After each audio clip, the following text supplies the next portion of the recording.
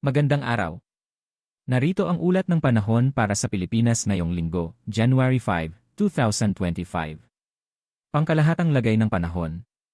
Base sa ating weather satellite, makikita dito na ang shear line ay magdudulot ng maulap na kalangitan na may kalat-kalat na pag-ulan at pagkidlat-pagkulog sa mga lalawigan ng Cagayan at Isabela mula January 5 hanggang 6. Samantala, ang northeast monsoon o amihan ay magdadala ng maulap na kalangitan na may mga pag-ulan sa Batanes.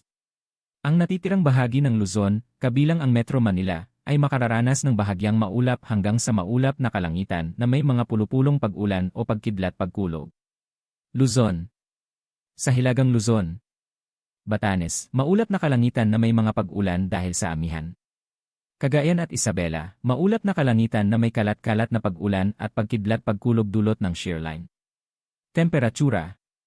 O sa Tuguegarao, may taas na 27 degrees Celsius, may baba na 19 degrees Celsius. O sa Lawag, may taas na 31 degrees Celsius, may baba na 21 degrees Celsius. Sa gitnang Luzon at Kalakhang, Maynila. Sa Fernando, Pampanga, maulap na kalangitan na may posibilidad ng mga pag-ulan o pagkidlat-pagkulog. Ang temperatura. O sa San Fernando, may taas na 29 degrees Celsius, may baba na 22 degrees Celsius. O sa Maynila, may taas na 30 degrees Celsius, mababa na 24 degrees Celsius. Sa Timog Luzon naman, Lucena, maulap na kalangitan na may posibilidad ng mga pag-ulan o pagkidlat-pagkulog. Legazpi, maulap na kalangitan na may mga pag-ulan at pagkidlat-pagkulog, lalo na sa hapon o gabi. Ang temperatura. O sa Lucena, may taas na 28 degrees Celsius, may baba na 23 degrees Celsius. O sa Legazpi, may taas na 29 degrees Celsius, may baba na 24 degrees Celsius. Sa Visayas. Kanlurang Visayas. Iloilo, maulap na kalangitan na may ilang mga pag-ulan at pagkidlat-pagkulog, lalo na sa hapon o gabi. Ang temperatura, may taas ay nasa 30 degrees Celsius, may baba ay nasa 25 degrees Celsius. Gitnang Visayas. Sa Cebu, bahagyang maulap hanggang sa maulap na kalangitan na may mga pag-ulan at pagkidlat-pagkulog sa ilang bahagi ng lugar. Temperatura ay may taas na 26 degrees Celsius, may baba na 22 degrees Celsius. Sa Silangang Visayas. Tacloban, bahagyang maulap hanggang sa maulap na kalangitan na may mga pulupulong pag-ulan o pagkidlat-pagkulog. Ang temperatura ay may taas na 30 degrees Celsius, may baba na 24 degrees Celsius. Sa Mindanao.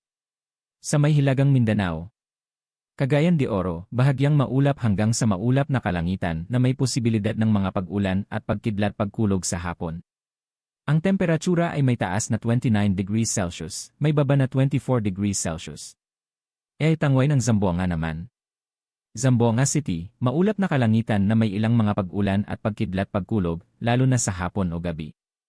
Ang temperatura ay may taas na 29 degrees Celsius, may baba na 21 degrees Celsius. Sa Timog Mindanao. Davao City, maaraw sa umaga, magiging maulap na may mga pag-ulan at pagkidlat-pagkulog sa hapon. Ang temperatura ay may taas na 30 degrees Celsius, may baba na 22 degrees Celsius. Kondisyon ng ating karagatan. Hilaga at silangang baybay ng Luzon, katamtaman hanggang sa maalon ang karagatan. Pinapayuhan ng mga mangingisda at maliliit na sasakyang pandagat na mag-ingat. Kanlurang baybay ng Luzon at Visayas, katamtaman ang pag-alon ng dagat. Mga baybay ng Mindanao, katamtaman hanggang sa maalon ang karagatan, lalo na sa mga lugar na may mga pag-ulan at pagkidlat-pagkulog. Babala sa hangin. Hilagang Luzon, mahina hanggang sa katamtamang hangin mula sa Hilagang Silangan. Gitnang Luzon at Kalakhang, Maynila, mahina hanggang sa katamtamang hangin mula sa Hilagang Silangan. Sa Timog Luzon, Visayas, at Mindanao, mahina hanggang sa katamtamang hangin mula sa Silangan hanggang Hilagang Silangan.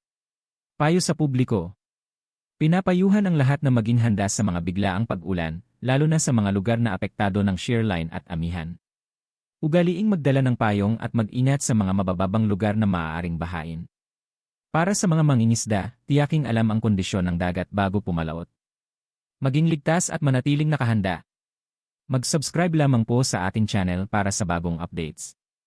Ito po sa Dani ng ZTTV nag-uulat. Maraming salamat.